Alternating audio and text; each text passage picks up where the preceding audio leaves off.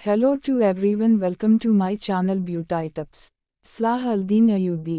सुल्तान सलाह अल-दीन यूसुफ बन अयूब अयूबी सल्तनत के बानी थे। वो न सिर्फ तारीख़ इस्लाम बल्कि तारीख़ आलम के मशहूर तरीन फ़ानहीन व हुक्मरानों में से एक हैं। वो मई 1138 मौजूदा इराक़ के शहर तक़रीब में पैदा हुए। उनकी ज़ेर क़यादत अयूबी सल्तनत ने मिस्र, शाम, यमन, इराक़, हज्जाज और दियारबाकर पर हुकूमत की।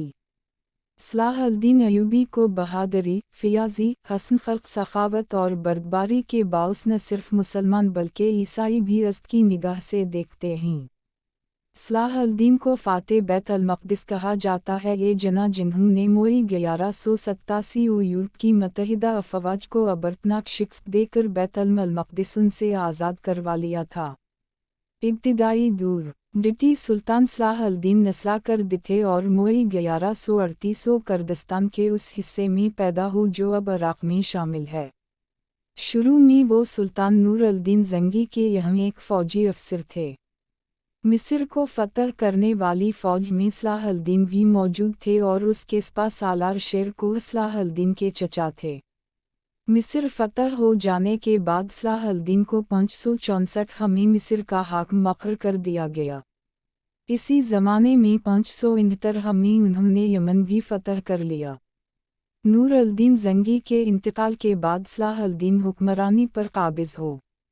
कारनामे सलाह अल-दीन अपने कारनामों में नूर अल-दीन पर भी बाज़ी ले। अल-मक़दिस की फ़तह उसकी सबसे बड़ी ख्वाहिश थी। उसमें जहाद का जज्बा कोट कर भरा हुआ था और बैत मिस्र के बाद सलाह अल-दीन ने 1182 तक शाम, मौसल, हलब वग़ैरह फ़तह करके अपनी सल्तनत में शामिल कर लिए। उस दौरान सलीबी सरदार रेनाल्ड के साथ 4 साला मुआहदा सल्ह हो चुका था जिसकी रूह से दोनों एक दूसरे की मदद करने के पाबंद थे, लेकिन ये मुआहदा महज कागज़ी और रस्मी था।